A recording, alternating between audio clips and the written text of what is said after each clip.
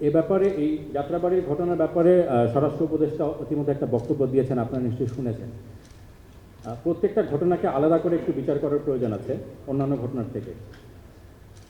তার আগে আমি একটা জিনিস বলি, এই যে আমরা বর্তমান পরিস্থিতিতে আমাদের আইন শৃঙ্খলার বা যে ধরনের ঘটনাগুলো বললেন, আন্দোলন বা বিভিন্ন ধরনের প্রোটেস্ট আনরেস্ট হচ্ছে, এগুলো করার পিছনে তিন ধরনের করছেন কারা, তিন ধরনের ব্যক্তি বা তিন ধরনের গ্রুপ। একটা হলো যারা চিহ্নিত অপরাধী, তাদের কাজই হচ্ছে বিভিন্ন ধরনের অপরাধ করা বা এই ধরনের বিষয়ে তারা কাজ করেন। একটা হচ্ছে ইন্ধনদাতা, কিছু আছেন যারা উদ্দেশ্য প্রণোদিতভাবে কাজ করছে।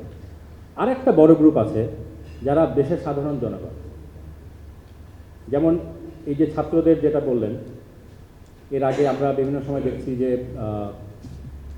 গার্মেন্ট সেক্টরের আনরেস্ট হচ্ছে, শ্রমিকরা করছে, এরা কিন্তু সাধারণ জনগণ, ট্রাফিক আইন ভঙ্গ করছে, এখানে কিন্তু আমাদের মতো সাধারণ জনগণ। এখন আইন শৃঙ্খলা রক্ষাকারী বাহিনীর ভূমিকাটা মূলত থাকবে প্রথম যে দুইটা গ্রুপ বললাম, যারা অপরাধী, যারা উদ্দেশ্য প্রণোদিতভাবে অপরাধ করে, বা ইন্ধনদাতা। সাধারণ জনগণের বিপক্ষে যখন আমাদের দাঁড়াতে হয়, আমাদেরকে চিন্তা করে কাজ করতে হয়। বিশেষ করে আপনারা যদি ছাত্রদের কথা বলেন, এই ছাত্ররাই আন্দোলন করে দেশের এখন একটা আমাদের যে বর্তমান পরিস্থিতি এনেছে, এবং আমরা সবাই আশা করছি যে দেশটা একটা ভালোর দিকে যাবে। সেই ছাত্ররাই যখন কারো ইন্ধনে একটু সাময়িকভাবে ডিরেইল হয়ে যাচ্ছে, পরিস্থিতি না বুঝে, তখন তাদের এগেনস্টে আমরা যদি শক্তি প্রয়োগের কথা চিন্তা করি, আমাদেরকে একটু চিন্তা করে কাজটা করতে হয়।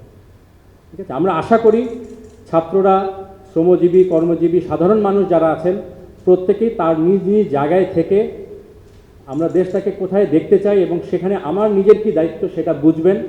এবং প্রথমত এই ধরনের যখন সেটা সোশ্যাল মিডিয়া হোক বা অন্য কোনো যে কোনো মাধ্যমে হোক, যখন এই ধরনের কোনো ইন্ধন জাতীয় বিষয় তাদেরকে ইনস্টিগেট করার চেষ্টা হবে, তারা যাচাই করবেন যে আসলে ঘটনাটা হয়েছে কিনা।